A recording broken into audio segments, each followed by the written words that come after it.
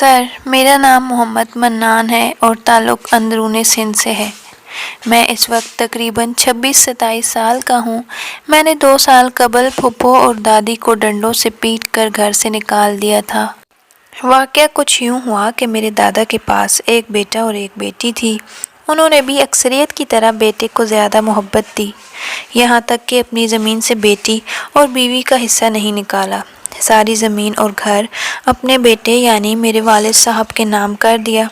جب میرے دادا نے ایسا کیا تب بھائی کی محبت اور والد صاحب کے احترام میں میری پھپھو بھی خاموش رہیں اور میری دادی جان کو بھی بیٹے کی محبت نے نہ بولنے دیا، بلکہ الٹا خوشیاں منائی گئیں۔ وقت اپنی رفتار سے گزرا اور میرے والد صاحب نے جب جوانی میں قدم رکھا تو میرے دادا اللہ تعالیٰ کو پیارے ہو گئے۔ میری دادی جان نے حالات کی نزاکت کو دیکھتے ہوئے جلد سے جلد بیٹے اور بیٹی کی شادی کر دی، مگر تقدیر کو ان کی آزمائش مطلوب تھی، لہٰذا حالات میں بجائے سدھار آنے کے مزید بگڑنے لگے۔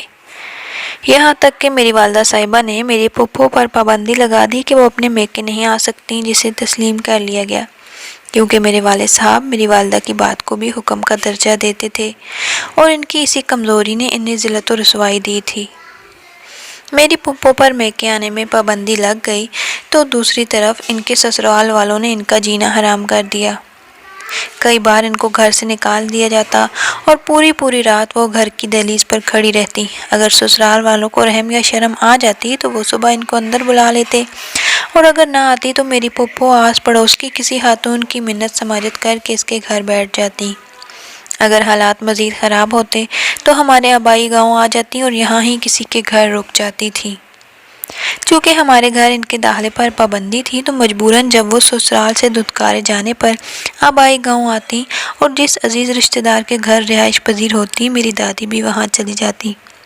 جب تک پھپھو گاؤں میں رہتی دادی بھی ان کے ساتھ رہتی اور ان کی واپسی کے لیے تگ و دو کرتی رہتی۔ حالات کو مزید امتحان مقصود تھے۔ میری پھپھو کی بیٹی پیدا ہوئی اور بیٹی پیدا ہونے کے 2 سال بعد ان کو طلاق بھی ہو گئی۔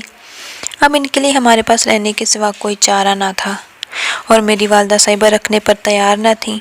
میرے والد صاحب نے برادری کے شرمندہ کرنے پر جیسے تیسے میری والدہ صاحبہ کو راضی کر لیا اور یوں پھپھو ہمارے پاس ہی منتقل ہو گئیں۔ میری والدہ زیادہ عرصہ میری پھپھو کو برداشت نہ کر سکیں۔ چند ماہ کے اندر ہی جھگڑے دوبارہ شروع ہو گئے اور میرے والد صاحب نے والدہ کے کہنے پر پھپھو کو گھر سے نکل جانے کا حکم سنا دیا۔ میری بزرگ دادی پتہ نہیں کس خوش فہمی میں گم تھیں۔ انہوں نے میرے والد صاحب سے کہا، اگر تم نے میری بیٹی کو گھر سے نکالا تو میں بھی تمہارے ساتھ نہیں رہوں گی، بیٹی کے ساتھ نکل جاؤں گی۔ والد صاحب اب بھی خدا کے قہر سے نہ ڈرے اور دادی کو کہہ دیا، شوق سے نکل جاؤ۔ یوں میری دادی، پھپھو اور پھپھو زاد ایک بار پھر بے گھر ہو گئے۔ اللہ تعالیٰ نے ان کے لیے وسیلہ پیدا کیا اور ان کو گاؤں میں ہی ایک خالی گھر رہنے کے لیے مل گیا۔ گاؤں کے لوگ راہ خدا میں کچھ نہ کچھ دے جاتے اور کچھ پھپھو محنت مزدوری کر کے کما لیتی، یوں ان کی روزی روٹی بن جاتی۔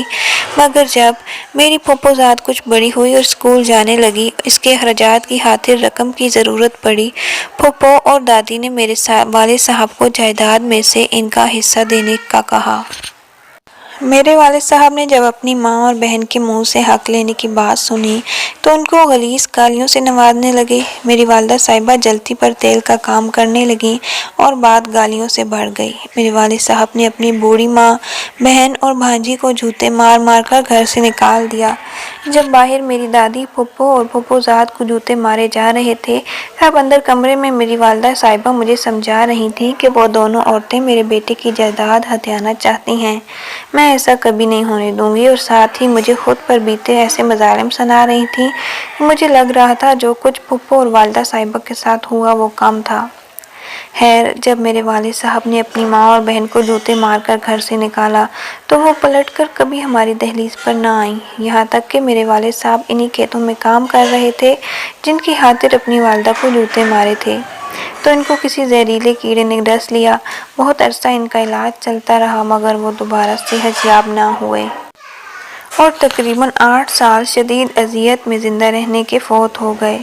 وہ مرتے مر گئے، مگر دادی اور پھوپھو ہمارے گھر نہیں آئیں۔ ان کی موت کے بعد جنازہ نکلنے سے کچھ وقت قبل آئیں اور دو ٹوک کہا کہ جائیداد میں ہمارا بھی حق تھا، اگر جائیداد میں سے حصہ نہیں دیتے تو کم از کم گھر میں سے ہی حصہ دے دو، ہمارے پاس رہنے کو اپنا گھر تو ہوگا۔ میں نے دادی اور پھوپھو کو کمرے میں لے گیا اور اپنی ماں کے سامنے ان کا مطالبہ رکھا۔ تو میری ماں نے کہا کہ ان کو ایسے ہی حق دو جیسے تمہارے باپ نے ان کو دیا تھا۔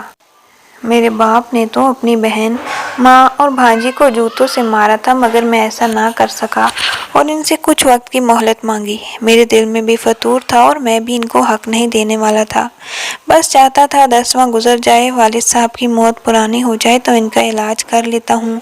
یوں ان کو بہلا پھسلا کر بھیج دیا اور والد صاحب کو دفن کر دیا۔ والد صاحب کی وفات کے 1.5 ماہ بعد پھوپھو اور دادی میرے گھر آئیں تو میں نے کمرے میں بند کر کے ان کو ڈنڈوں سے مارا، یہاں تک کہ میری دادی بے ہوش ہو گئیں۔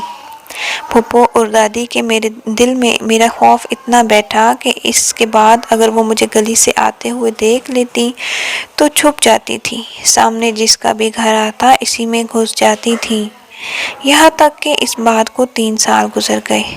آپ نے جب سے رمضان المبارک کے مہینے میں لوگوں کے توبہ طائب ہونے کے متعلق بتانا شروع کیا ہے تو میں نے بھی توبہ کرنا شروع کر دیا ہے اور توبہ طائب ہونے کا فیصلہ کیا ہے۔ جا کر پھوپھو، دادی اور پھوپھوزاد سے معافی مانگی، ان کو گھر لے کر آیا، ان کی کفالت کا ذمہ اٹھایا، نہ صرف پھوپھو کا حصہ بلکہ آدھی زمین پھوپھو کے نام کروا دی ہے۔ میں اب اپنا فارغ وقت پھوپھو اور دادی کے پاؤں دبانے میں ہی گزارتا ہوں اور پچھلے گناہوں کی معافی مانگتا رہتا ہوں۔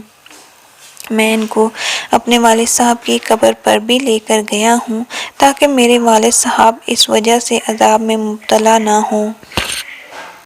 میں نے یہ اچھا عمل آپ سے متاثر ہو کر کیا ہے۔ میری دعا ہے کہ اللہ تعالیٰ آپ کو اس کا اجر عظیم عطا فرمائے، آمین یا رب العالمین۔